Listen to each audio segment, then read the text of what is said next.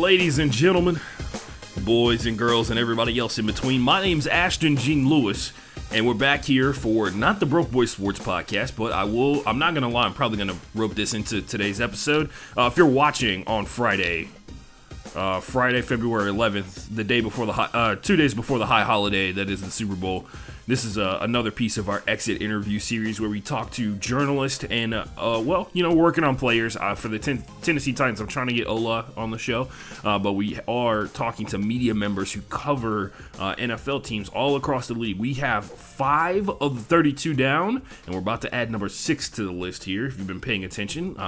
Or if you're watching on YouTube right now, you know who the 6th team is. It's the Cincinnati Bengals, everybody. And we got John Sheeran on here for Cincy Jungle. If you are an SB Nation fan, SB Nation has produced some high-quality writing talent within the game and some really dynamic personalities. Let's be for real. John is being very, very successful in what I would consider to be a tough spot, man. Like the whole not getting paid to be on SB Nation is a little tough. He's a deputy manager at Cincy Jungle, and then he also works about the NFL draft, which I have a lot of questions about this year. A lot of fun stuff, man. And he has multiple podcasts, but you should definitely check out Orange and Black Insider. I have checked out a couple of episodes. I have a question. What was it like talking to Mark Sanchez and hearing him trying to give advice to Joe Burrow? So I was not actually a part of the interview, but if you want to check that out, Mark Sanchez was interviewed by my co-host Daddy McDuke. He's a puppet, but has a great insight. So I was gonna ask, is he a regular on the show? He's the host. He hired me as a junior intern, and I've developed into a senior intern on the show. So he's really overseen a lot of my progress. But I am a little disappointed though, because I thought I was coming on the Broke Boys podcast, and that's a phenomenal name. And that was like half the reason why I joined this program. I mean, honestly, we're probably gonna cut this whole thing out, and I'm gonna use it as like a 30-minute break in the middle of my show, because the scheme, the angle for the Broke Boy Sports Podcast is to get that $100 million podcasting contract and then never do it again. Once we sign the deal, we're just like, all right, cool. So the money's in the account and delete all of it, the YouTube, all that kind of stuff. The whole goal is to get into cool stuff for free. So get the podcast so big that you get to go to cool sporting events for free, like every sports fan stream. Which, by the way, I have a question, man. Every person that's come on for the exit interviews on the Broke Boy Sports Podcast on the YouTube channel, every person has told me how they got into covering sports. I would like to know that, and then also I would like to know how Randall got into being a football fan, if there is a story behind that. Yeah, so I guess I became a Bengals fan when I was about 6 or 7. My 2 best friends were big Bengals fans, and I liked the helmets, so that was an easy decision. My mom wait, hold on, time. You liked the helmets? Is that a hot take? The Bengals helmets being good? I feel like that's pretty. It's just a commonly accepted opinion. There is, there are some people, I will say there's one major host at ESPN, I'm sure you've heard him say it already, I'm pretty sure it's been in the Bengals Reddit, but Bomani Jones basically came out yesterday and was like, the Bengals have the worst uniforms in the NFL. I don't agree with that. I think the new fits are pretty swaggy, but it's just kind of super generic, right? It looks like they kind of took the Browns uniforms and kind of painted. Oh man, we're getting off to a rough start here. John is super generic. What are you talking about? They got stripes on the helmets. How's that generic at all? I'm gonna tell you this right now. It wasn't cool until Ludacris came up with that lyric in one of his songs. I gotta earn my stripes like I play for the Bengals. And then I was kind of feeling a little bit. Well, look, man. If that's the take, then it's fine. It's whatever. But I think they're really cool. I think that it's better than just having names and or letters on the helmet and having basic ass whatever striping pattern you want on the sides. But I think Bengals stripes is a lot different than what other people do, and that they do it extremely well. And so yeah, that was what drew me in to the Bengals, and I became a diehard fan growing up as a kid. And then they lost a crushing playoff game in 2015 when I was in college. I'm like, you know what? I'm going to detach myself from all this diehard stuff and, be a regular college kid with friends and stuff. But what college were we at? What college were we at, man? I stayed in Cincinnati. I grew up here. I went to the University of Cincinnati. Oh, so man. Yeah, so I was still familiar with the team and everything. And an opportunity came to write about them. And I figured, I might as well leverage this knowledge into something useful. and I've been doing that for Cincy Jungle ever since I think 2016. Nice. I was promoted to deputy manager in 2018, and yeah, now I'm doing some actual playoff coverage, which is the first. I will say this, John Sheeran, like you're on fire right now. Like the University of Cincinnati tearing it up in the college football playoffs, and now your hometown Bengals team doing the thing out there. Also, is Kevin Huber like a legend for you guys? 100%. I mean, he grew up in Cincinnati. I think he Right. went to, I don't know the high school off the top of my head, but yeah, he went to UC when they were starting to get kind of relevant, like in the late 2000s. They went to a couple BCS bowls. I think he only appeared in one of them. But yeah, he's been with the Bengals since 2009. He hasn't had exactly the best season this year, but he's like a 37-year-old punter. It's just nice to see him kind of be along for the ride, and hopefully they send him out at the Super Bowl. Yeah, that'd be pretty dope, man. I know after a certain you do it for such a long time, your hip gets like honestly, like you do that much repetitive motion as like a punter or a kicker or something like that. That I feel like that's like permanent hip damage, and I just can't. Out of all the violence that's in football, man, I remember listening to the Pat McAfee show, and he talked to Adam Vinatieri, and Vinatieri was like, "Yeah, there's something wrong with my knee. Like it's just like not lined up properly anymore." And I was like, "Dude." Like being the greatest kicker of all time, having a knee permanently messed up for like the rest of your life, and probably needing a knee replacement, which you can only get like every 20 years or something like that.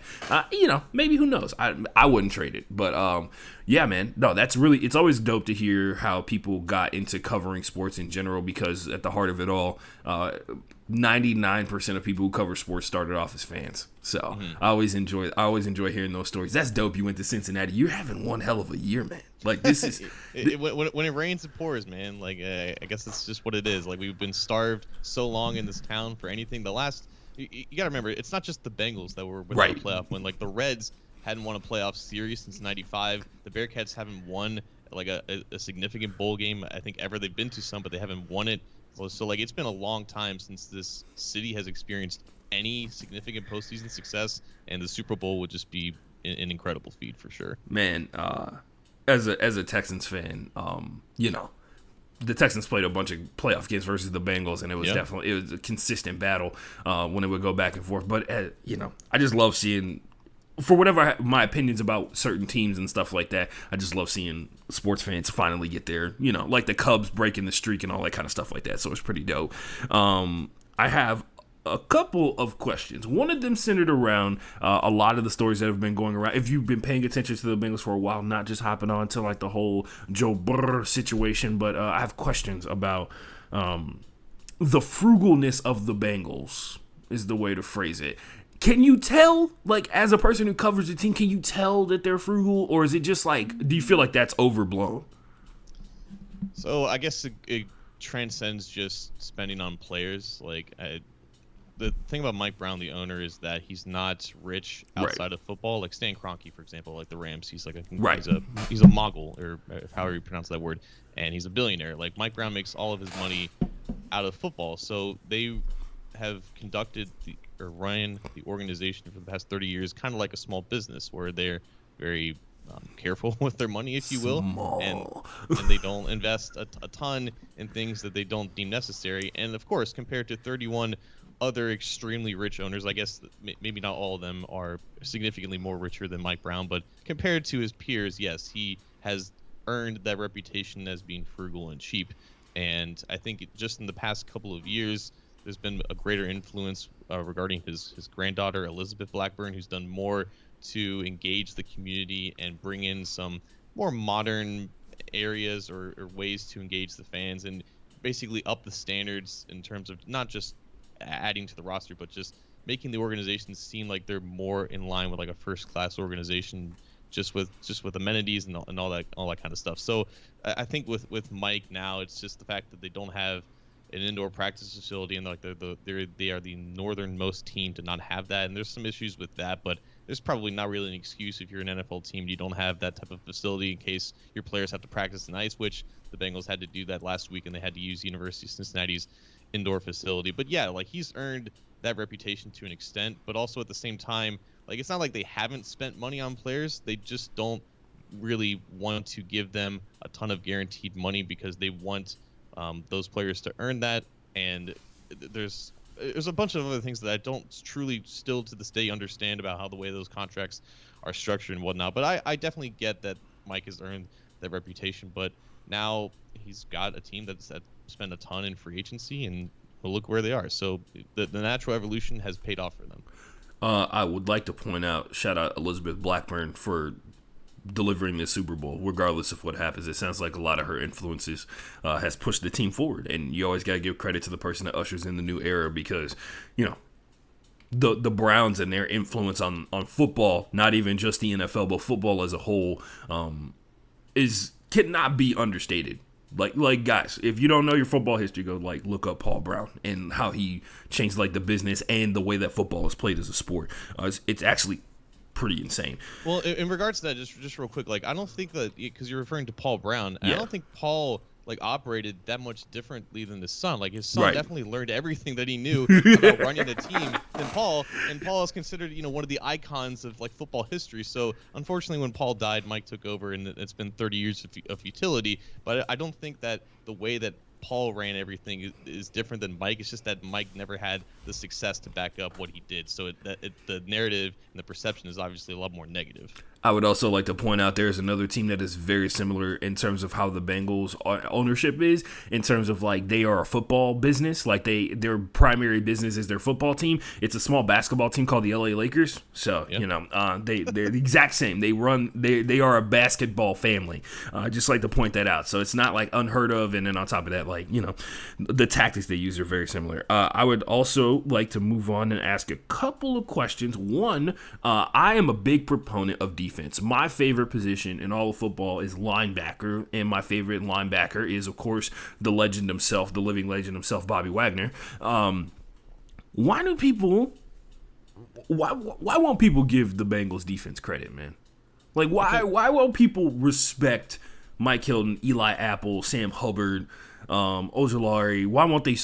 Everybody talks about Trey Hendrickson because everybody loves to talk about sacks are the sexy number and everything like that. But they've been playing out of their minds this entire playoff. They held the Kansas City Chiefs to 3 points in the second half of a game, and the 3 points was to force overtime, where they eventually would go on to beat them off of a game-winning interception.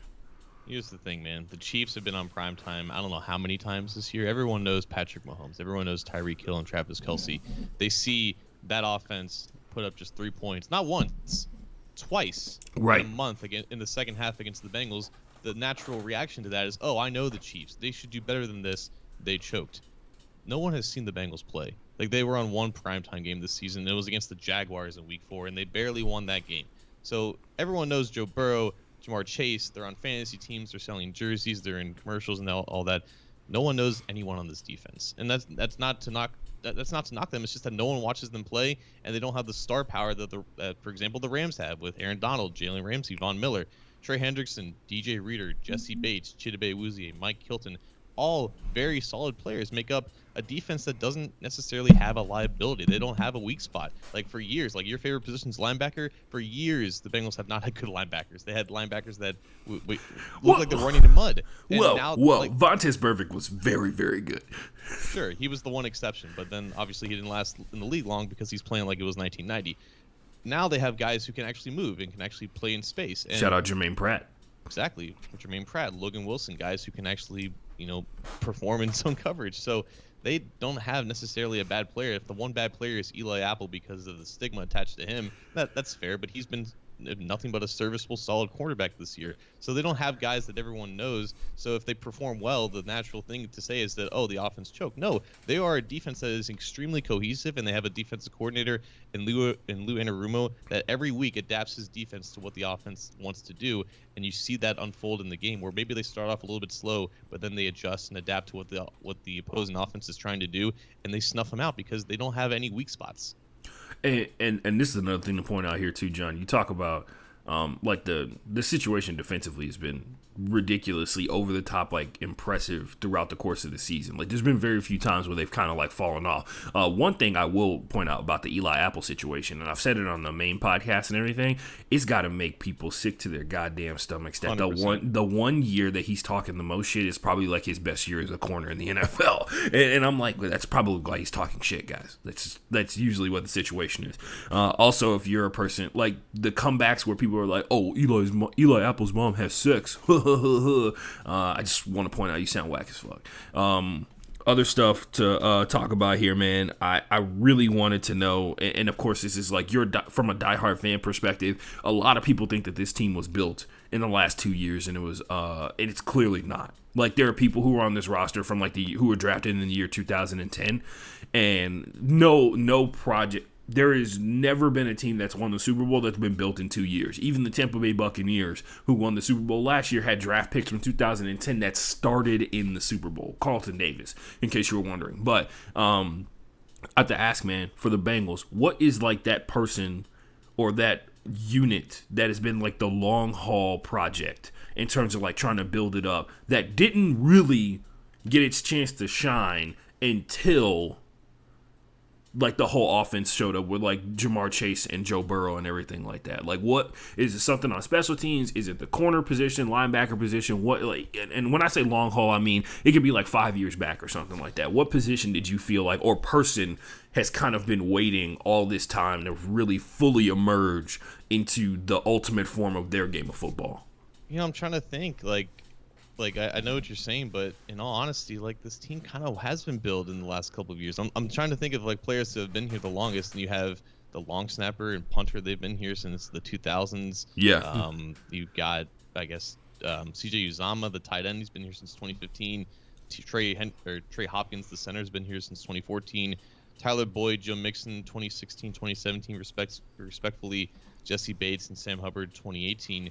Everyone else has come here since Zach Taylor took over in 2019, and this defense, like, it's been built almost entirely through free agency over the past 2 years, with Bates and Hubbard being captains and having been here in the last year of the Marvin Lewis era. So honestly, like, I guess you would just look at the specialists and the Huber and Clark Harris, the punter and the holder. They've been here longer than anyone. They're by far the oldest players on the team. And even in the specialist, Evan McPherson's a rookie.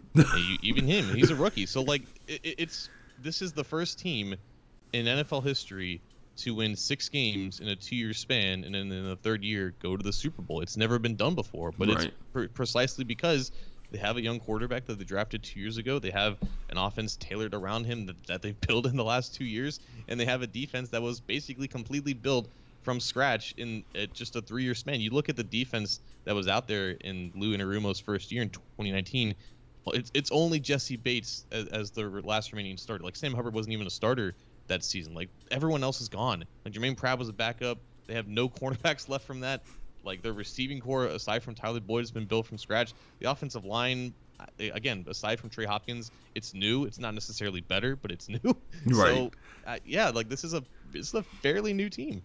Okay, well, I will take the L on that one, because I hate it. I hate that concept of like, oh, you know, like a lot of people talk about being an overnight success, and it took me 7 years to become an overnight success. It's just really hard for me to sit back and be like, you really think that they drafted an entire Super Bowl roster in the course of like 2 years, guys? Come on. Like, I get it. Everybody likes the quarterback, and the quarterback is a game changer because it can cover up a lot of flaws and enhance a lot of really high quality parts of the team. But I've always had a tough time wrapping my mind around the concept of like, oh yeah, we had like 20 draft picks in 2 years and we hit on like 99% of them. So I digress. I move into more of an exit interview question here, because I'm trying to do this whole like to get a glimpse into the Bengals, the Super Bowl, and all that kind of stuff like that, and then we can talk about the draft. The preseason expectations that you were seeing from fans and that you as a media member had, man. Give me a glimpse into that.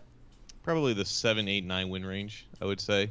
And that was based on the fact that, they won 4 games in 2020, but Burrow being hurt for, I think, 6 or 7 of them, and that impacted it a little bit. So I think if they had stayed healthy in Burrow's first year, they're just under 500 instead of picking top 5 in the draft.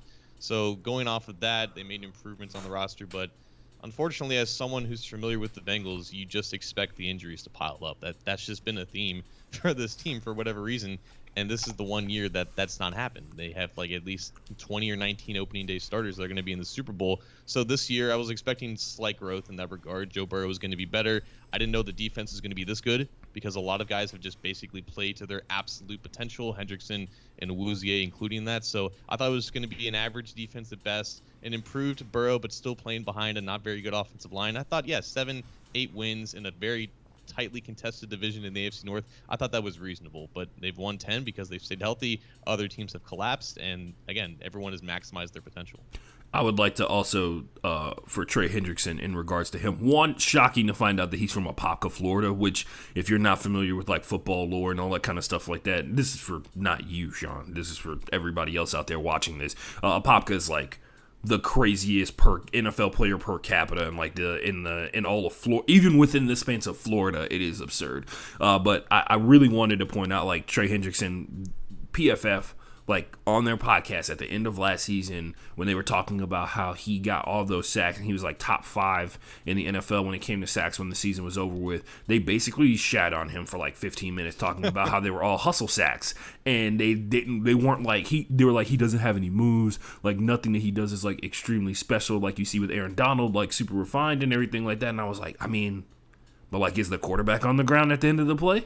You know what I mean? Like, that was always my biggest thing, and I just love seeing, because now they've completely changed their tune, and nobody's, like, really said anything about that whole situation where they were like, he sucks, and then everybody else was like, no. Like, even, like, there were players in the NFL for the Saints that were, like, super happy when he got the 17.5 sacks, which is insane to think about. But, yeah, when, you know, freak athletes are freak athletes, right? Moving on into the regular season, man.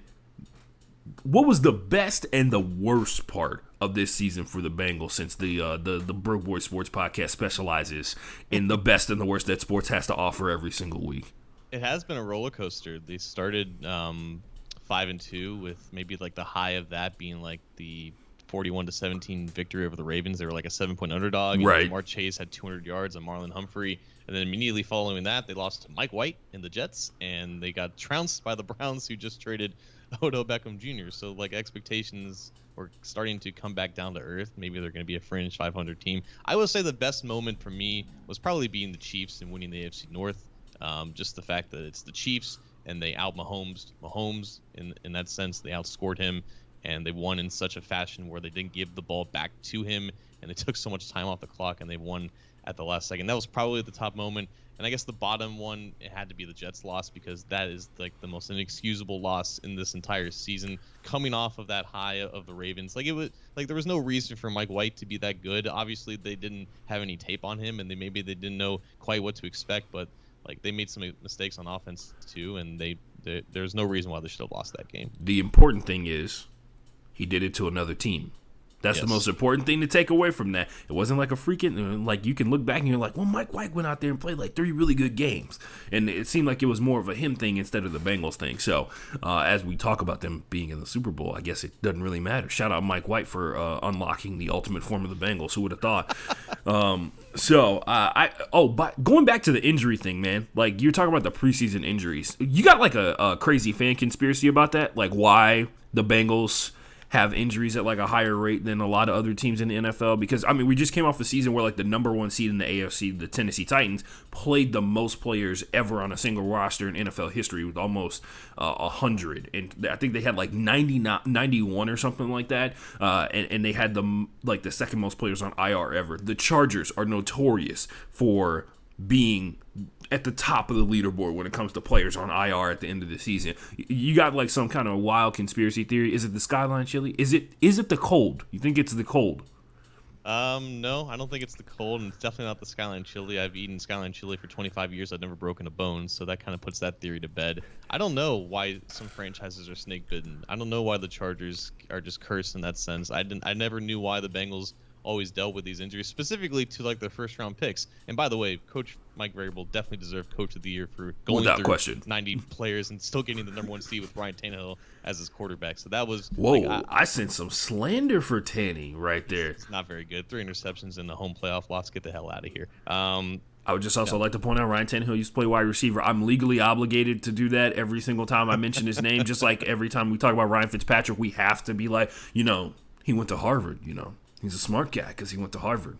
That's why he was with his shirt off at that Buffalo Bills playoff game, because he's the smart guy, right?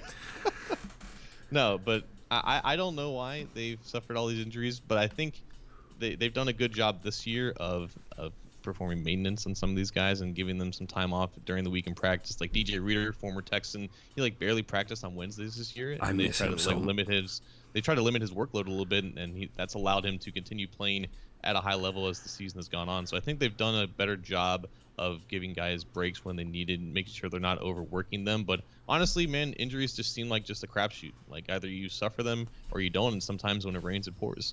Just like to point out, I miss DJ Reader so much. Yeah, he's good. You guys paid him so much money, and we couldn't match it. Not we. They couldn't match it. I don't associate myself with that organization anymore. I'm a Seahawks fan, so I don't know if you know that or not. That's been I've been slowly seeping. My close friends haven't fallen for it, so they're giving me shit about, like, picking another team. But, like, everybody else, I introduced myself as a Seahawks fan. Is it just because of Bobby Wagner, or is it more? So Dwayne Brown used to be left tackle for the Texans. And honestly, like, the Seahawks are probably like the blackest team in the NFL, and I like that a lot. In terms of, like, Russell Wilson being the starting quarterback, and honestly living probably every person, I wouldn't even exclude it to men, every person's dream of being married to Sierra and having to wake up next to her every single day. Not so much about the kids. Not so much about the kids or anything like that, but the whole, like, waking up next to Sierra thing, that's got to be pretty lit. No matter how bad things are going, you're still winning at life. Like, your football career is a victory lap. Congratulations, Russell Wilson. But yeah, doing that, how can you not root for Mr. Unlimited? You know what I mean? My media suggestion last week was to go watch him at the Pro Bowl doing the thread the needle competition, where he absolutely embarrassed probably a very drunk Mac Jones and also Justin Jefferson throwing a football with the glove on. So, hey, Cincinnati native Russell Wilson, you know. That's what I'm saying, man. That's what I'm saying. So many wild ties, man. Oh, by the way, what celebrity has come out of the woodwork to be like, oh, I'm from Cincinnati, and everybody's like, oh, you're from here, and they're like, yeah, I was born here, and then, like, 2 days later, my family moved. You know what I mean? Like, just to hop on the Bengals bandwagon, because that's got to be wild, right? Because you guys are America's team right now. I'm trying to think, and I can't think of anyone that's recently done that. I know Woody Harrelson claims that he started the Bengals playoff curse. He was like a Bengals fan back in the day. George Clooney is from the area. He's a closet Bengals fan, but I haven't heard anything from him. I can't think of anyone, like, recently who has kind of come out as a Bengals fan. Nick Lachey is, I guess, one of the biggest ones that we claim. Nick Lachey, nice. But, like, I mean, he's Nick Lachey, so it's whatever. But I can't think of anyone. Don't forget, ladies and gentlemen, here's your random fact of the day. Woody Harrelson's dad was a serial killer. Anyway, don't forget that. I mean, he probably wants to, but, like, you know, it's really weird because he plays a serial killer in, like, Venom 2 or whatever. So, great actor. Love him in everything that he does. So, man, we move on. The postseason's here. Playoff run was kind of wild. Knew you guys were going to beat the Raiders. Called that. Like, that was pretty easy for me. First of all, I saw the first time you guys played the Raiders. Also, is it creepy that every team that you've played in a rematch, the game has gone exactly the same way? Yeah, that is a little bit weird.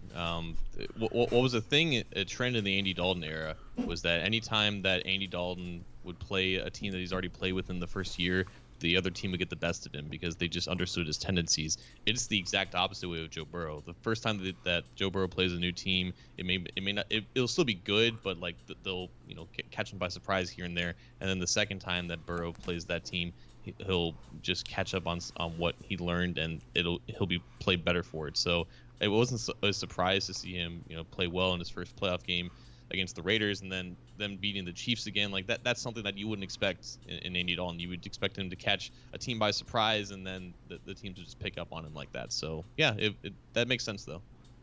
I mean, when you got ice in your veins, you know, things like that tend to happen for you. Other question in terms of the playoffs, I'm trying to think of something. No, I don't have any stupid questions about the playoffs. Do you have any superstitions that you believe is the reason that the Bengals are winning all these games? Was there, like, a baby sacrifice somewhere, or, like, a small goat that was no? No, so as you can see I don't know if you can see Randall's shirt very well because it's, like, written in, like, black. Yes, and I can. orange. Yes. Yeah, so it's got Yoda on it, right? And yes. It says "When we will," and that was given to me by my mom for Christmas. Shout out to Mama Sheeran. And she explicitly said, "Put this on Randall, and the Bengals will not lose the game." And ever since then, they've been good. So that's my superstition. Well. There's the secret, ladies and gentlemen. It's the shirt on Randall. Shout out to Randall. If you are somehow not watching the stream on Twitch or YouTube, Randall is a skeleton that hangs out in John's house. But nonetheless, integral part of the Bengals team and could be. So you have to buy him like a foam Super Bowl ring, right? Like if you guys win. So I expect to see that on there, or just the Super Bowl shirt. But like he'll be dripped out for the parade. I might bring him to that. Yo, the parade. Oh man, it's gonna be wild. So like, what's the deal with like canceling school the day after the Super Bowl? Are y'all gonna like? Are they doing the parade immediately after the Super Bowl if it goes down like that, or is that like the pre-parade? No, I think that's just the fact that the Bengals have existed for 54 years, and the city has lived 30 years without a championship, and I think everyone just wants to go nuts that night and not worry about the next day. Yeah, no, I expect every podcaster in Cincinnati to be just like, we're gonna go to the live stream and be drunk. Anyway, that should be a lot of fun, man. So we talk about the Super Bowl. What do you got, man? I know you got your breakdown on Orange and Black Insider. First of all, go check that out. If you're not already following John on Twitter, what are you doing? John_Sheeran. It's on the screen. Make sure you give him that clout so he can get out there and sell that fit tee so you can lose 2 pounds in a week, right? You want to be rich, right? This is how you get rich. Sell fit tee. Anyway, what? Oh yeah. So the question was centered around what do you got for the Super Bowl, man? How you feeling? What's your biggest concern in terms of the Rams? There's one glaring concern: the fact that you're going up against what many people, including myself, consider to be the greatest defensive player of all time, and he just so happens to be in line with the fastest path to the quarterback. It's a straight line. So, the Rams' defensive line is the most talented defensive line in the league. It's the most talented defensive line that the Bengals have faced all year. The thing about covering the Bengals is, though, every single week the concern is the opposing defensive line, like because the Bengals' offensive line is just that bad, and there's never been a quarterback that has been sacked this many times and has made the Super Bowl. Mm-hmm. There's never been a quarterback, at least since Len Dawson, I think, that was sacked 9 times in a playoff game and won. These things aren't necessarily sustainable from a long-term perspective. I realize that Joe Burrow will eventually need a better offensive line if he wants to play 15 years. It just has to work one more game. I was going to say, that's what PFF has been saying. They're like, well, we don't need it for like a whole season. We've already done the whole season with the offensive line. They just need to do it for one more game. And I was like, oh, man, if that's not the most gunslinger type, like, we don't need the Rocket to work multiple times. We just need it to work once. And that's just been my thought process. Like, people who are discounting or not discounting, completely not giving the Bengals a chance because of their offensive line, I don't think have watched the Bengals win in spite of that this entire season. And it's just easy to look on paper like, oh, it's a glaring mismatch. And of course it's a glaring mismatch. The Rams' defensive line is better than like 30 offensive lines in the NFL. It might be better than every single offensive line in the NFL. It's a mismatch regardless of who you're going up against. I don't think that's going to be enough for the Rams to win outright. They still have to play a clean game offensively, and Matthew Stafford leads the league in interceptions. He's bottom 10 in turnover-worthy throw percentage. The Bengals have 6 interceptions this postseason. They've taken advantage of every bad throw that's come their way. Everyone except one, Eli Apple, dropped an interception against the Chiefs. They're going to get opportunities to get the ball back to Burrow, and any of those drives that end in Aaron Donald or Von Miller sacks, they could be given a couple extra back because of Matthew Stafford turnovers. So I honestly see this being a close, kind of low-scoring game. I think the under does hit, but if I have to pick between Joe Burrow and Matthew Stafford, who's going to perform the best in the biggest moment of their lives, I'm going with Joe Burrow, despite the fact that he's going to get hit, he's going to get sacked. It hasn't really mattered that much this season. I don't think it's going to matter in this one. And once again, if Joe Burrow does win the Super Bowl, you immediately retire. That's the way you do it. Like, I have won the national championship and the Super Bowl within the span of 4 years. It's been real fun, guys. This whole football thing has been a really cool ride. I've purchased, like Peyton Manning did when he won his last Super Bowl. He was like, oh, man, I can't wait to go drink some Budweiser. You know what I mean? Because he's not even going to wait for that first contract. You know, he's only making like $30 million. Look, he's got unlimited drinks and food in Louisiana and Ohio. You know what I mean? Isn't that like the entire food pyramid somehow mixed in there a little bit? And he's untouchable. There's that. A lot of people are rooting for Matthew Stafford, including myself, because he's a Texas guy, and by law, I am required to root for all Texas players to be successful, including Von Miller, who, for whatever you have to say, he's got a lot of chickens to feed, and I feel like that Super Bowl bonus is going to feed those chickens. He literally has chickens to feed, guys. I just want you to know that. That's not like a random joke. Whatever. Anyway, go look up that stupid E60 about Von Miller and his chickens. Other stuff about this, man. I got a question for you in terms of the wide receiver core, because you talk about the talent on the defensive line for the Rams up front. I think their wide receiver core is absolutely absurd, like over the top. Like, and they're like one freak incident away from also having Robert Woods be a part of that wide receiver core and Van Jefferson be fighting for time on the field. I mean, like how they, what's the concept behind trying to wrangle these guys in, man? Like, because you can't double team everybody all the time, and when you're double teaming someone, it's the wiliest of the guys that are out there, and that's the short guy, that's the small guy, Cooper Kupp. You know what I mean? I'm going to say this right now. Odell Beckham Jr. has more yards than Cooper Kupp in this game. I'm going to say that right now. I don't think Cooper Kupp explodes the way that he normally does. I don't think he's going to have a bad game per se. I think Odell Beckham Jr. though is going to get more explosive plays down the field because he's playing on the perimeter, and I think Cooper Kupp going up against Mike Hilton in the slot, it's going to be a really tightly contested matchup. They're going to have a plan to take away his deep routes with Jesse Bates at safety. I think Odell Beckham has had good games though against the Bengals in the past, and Eli Apple, as decent as he's been, I think that's a mismatch in favor of the Rams. The Rams have two good receivers for sure, and they play a lot of split formations because they don't really have a true boundary receiver outside of Odell Beckham Jr., and they scheme those guys really well. That's probably the matchup of the game because Lou Anarumo's defense has been playing lights out of late, and obviously giving up 3 points to the Chiefs is no small feat, and going up against Sean McVay as a play caller, I think it is the chess match of the game, and just the fact that you have a turnover-prone quarterback in Stafford, who's still capable of making 30 other good throws in the game. Don't get me wrong. They're going to have success in some regards, especially because their offensive line is still really good. So I think that is the match of the game, though, because the Bengals secondary is definitely unheralded, and I don't think Cooper Kupp is going to absolutely explode in this game. Chances that the Rams choose to run the shit out of this ball, pretty high, right? Without Ojulari and without wait, who did I miss? Who's Ojulari? Am I saying his name wrong?